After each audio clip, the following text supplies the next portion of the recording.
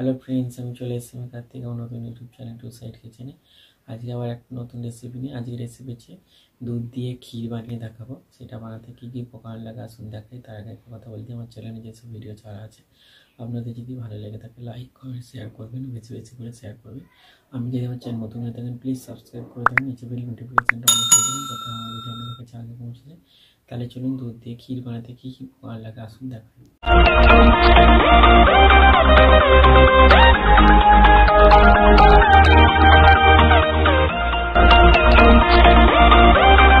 চলুন তাহলে ক্ষীর বানিয়ে দেখাবো।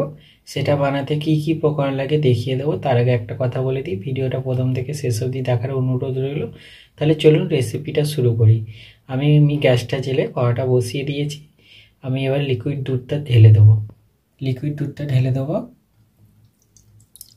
দেখুন তাহলে আমি এখানে 500 মতো লিকুইড দুধ দিয়ে দিয়েছি। তো দুধটাকে আমি কিছুটা জাল করে একটু মেরে নেবো, তারপরে আবার আপনাদের দেখাবো। দুধটা ফুটে অনেকটা মরে গেছে।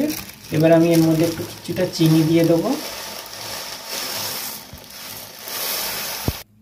ভালো করে নেড়ে চেড়ে নেবো, নিয়ে আর একটু ভালো করে ফুটিয়ে দুধটা মেরে নেবো। দেখুন আমার মেরে ক্ষীরটা আমার রেডি হয়ে গেছে। এটা আমি নামিয়ে নেব। দেখুন আমার দুধ মেরে ক্ষীর রেসিপিটা রেডি হয়ে গেছে। এই রেসিপিটা যদি আপনাদের ভালো লেগে থাকে লাইক কমেন্ট শেয়ার করবেন ও বেশি বেশি করে শেয়ার করবেন।